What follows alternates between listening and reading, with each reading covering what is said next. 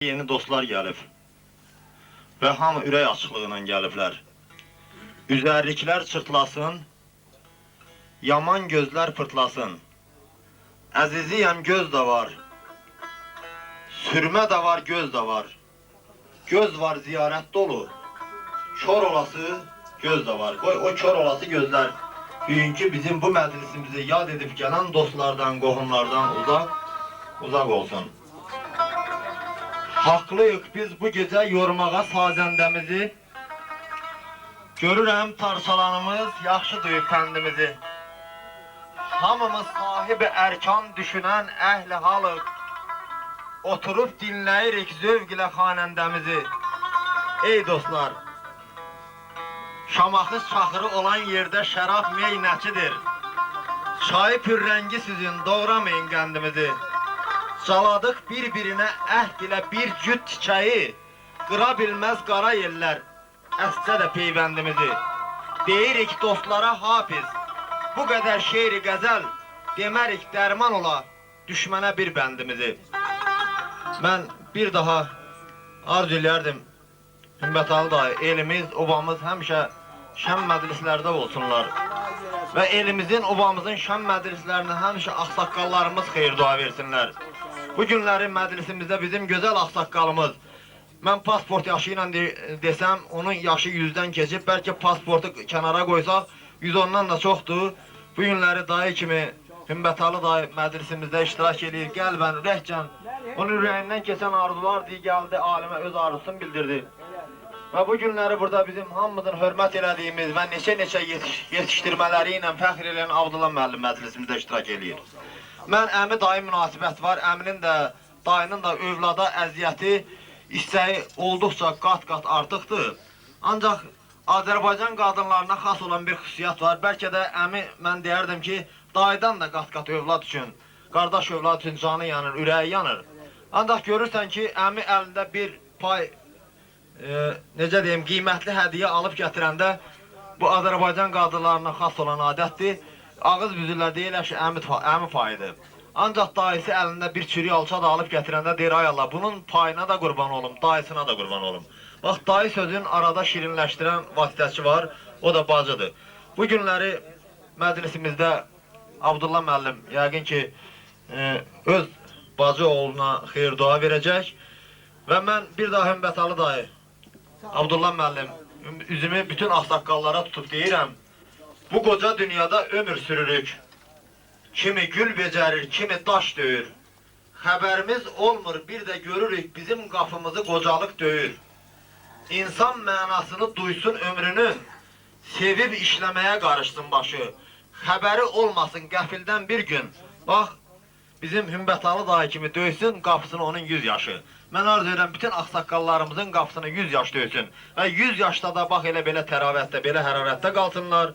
Mən bir daha arzu edirəm, ağsaqqallarımızın sağlığına badə qaldıraq və o ağsaqqalların nümayəndəsi bizim hamımızın çox istədiyimiz Abdullah müəllimə söz verir. Abdullah müəllim buyurun.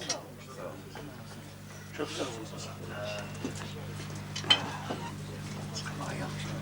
Hörmətli yoldaşlar, əzizlər, bugünkü gündə sizin qədəmləriniz mübarək olsun. Ona görə ki, sahibsiz gəlmişsiniz. Məni çox belə bu bacı oğlanları həqiqətən, bu yaxında mən Cəbrayildə köçəri kişinin hüzurundaydım. Orada da bacı oğlanlar, burada da mənim həddindən artıq sevincimə demək şərik olurlar, mən deyən yolu gediblər. Əvvəla hər iki cavanı təbrik edirəm.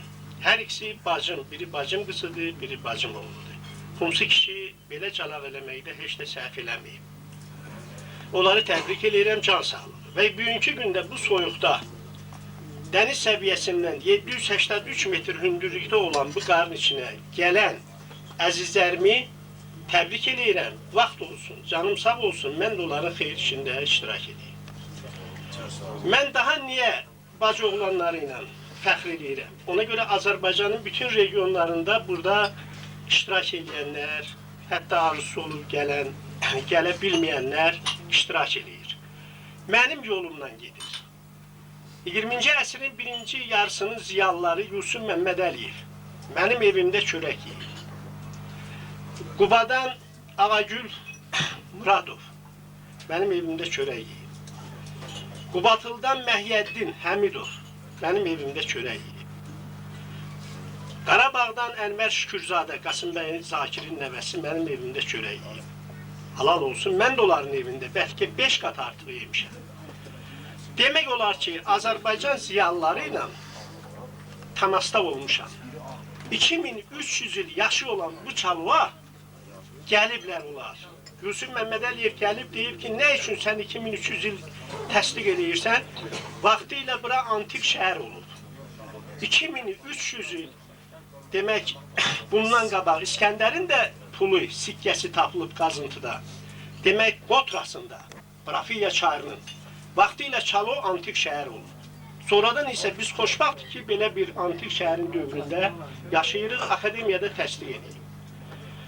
Mən Yusuf Məmməd Əliyevlə, Ənvər Şükürzadə ilə, Səməd Vurğunla mən Güngörməz dağında çoxlu ovda olmuşuq, Kəkli yolunu sevərdi o. Söhbət eləmişik, xoşbaxtlıq nədədir? Belə təsdiq eləmişik ki, xoşbaxtlıq 5 amili var. Nə vəzifə dögür, nə qazı 24 dögür, nə başqa-başqa. Bax, xoşbaxtlıq bugünkü gündə bazı uşağı sizi tanıyır, bu mənim üçün xoşbaxtlıqdır. Xoşbaxtlığın 5 amili o kişilərlə belə məsləhətləşmişik. Birinci, can sağlığıdır. Hansı əyrəmçəni taxırsan, ta qaşı yoxsa onun qiyməti yoxdur. Qoyub qramla pulu alarsan. Birinci, insanda can sağlığı. İkinci, ailənin mənəvi cəhətcə sağlamlığıdır. Üçüncü, fiziki cəhətcə sağlamlığıdır. Dördüncü, insan nəfsi sönük ocaq deməkdir. O adam xoşbaxtdır ki, əqli nəfsinin öhdəsindən gəlir. Beşinci isə səbirli olmaqdır. Biz belə o vaxt o kişilərlə belə rəyə gəlmişik. Mənə elə gəlir ki, mənim bacım oğlanları bu 5 amil onlara şamildir və sizə də şamildir. O gün olsun ki, həmişə bu 5 amili yaddan çıxarmayasınız. Ağagül müəllimə dedim ki, Bagirovdan bir xatirə, bax, dedim, başı uzağındır, ha? Dedim, Bagirovdan bir xatirə. Onun atası Bagirovun qoşusu olub, Amsarlı. Dedi ki, Abdullah müəllim, Bagirov bir gün zəng elədi ki, dekanatda, mən də Yusuf Məmməd Əliyev aparmışdı, yaydan yay işləyirdim, xəttat olduğum üçün o vaxtı. Da bir 37-38-in, 54-ün söhbətidir. Dedi ki, bir gün çağırdı mənə, dedi ki, gəl oturaq gedək Vişnovkada, onun istirahət yeri var idi, Bagirov. Gerək bir söhbət edəyək, xadnoy axşamıdır.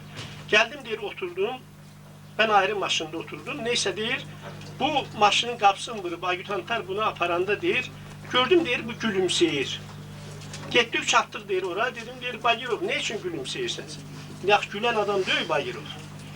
Deyir ki, bir qaraçı, cavan bir oğlanın falına baxırdı. Onu gördüm, ona göre dedim, necə?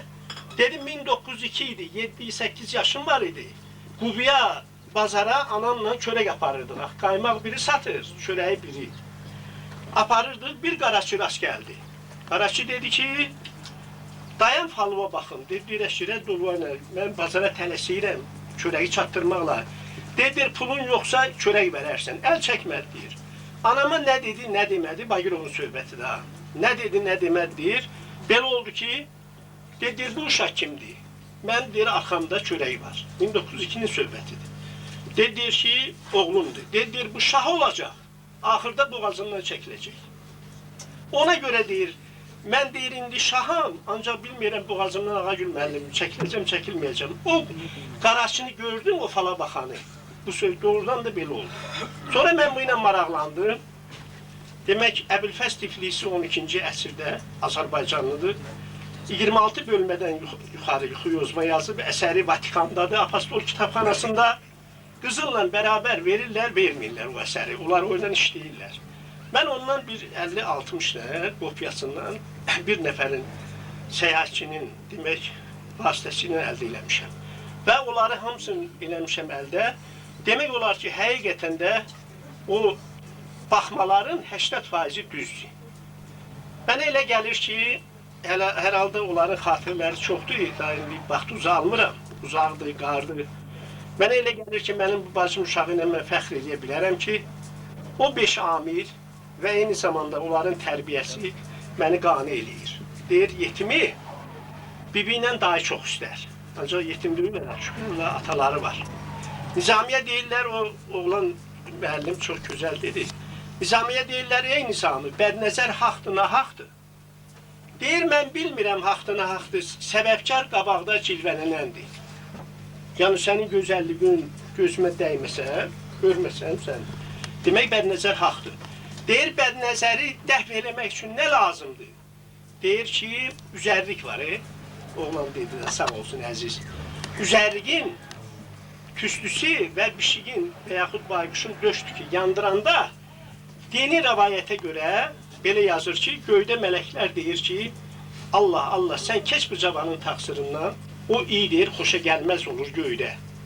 Deyir, bəs bədnəzəri necə tanımaq olar? Deyir, o adamın boynun ardı çökək oldu. Nizami yazır, məndə kitabı var. Alnı çox-çox tərlədi. O adam bədnəzər yoluna qaçmaq lazımdır. Allah hamımızın işin avam eləsin. Güldürmək də lazımdır, bu səbəbindir.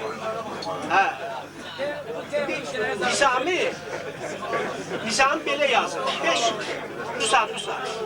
5-10 kitab oxuyunca belə nəsiyyətli sözləri mənə elə gəlir ki, unutmarsınız. Bu keçmiş bizim babaların, nənələrin hamısının demək söhbətidir. Allah sizin işinizi avam eləsin, subaylarımız üçün olsun. Allah bu cavanları da xoşbəxt eləsin. Mənim bacım uşağı bundan da artıq yüksək, demək, hörmətə malik olsun. Sağ olun, xoş gəldiniz. Abdullah müəllim, çox sağ olun. Allah sizi eldən, obadan, ağsaqqallıqdan əksik eləməsin. Bu günləri məclisimizdə gözəl musiqi sənətkarları və mən deyərdim ki, Azərbaycan xalqının sənət davamçıları iştirak edirlər.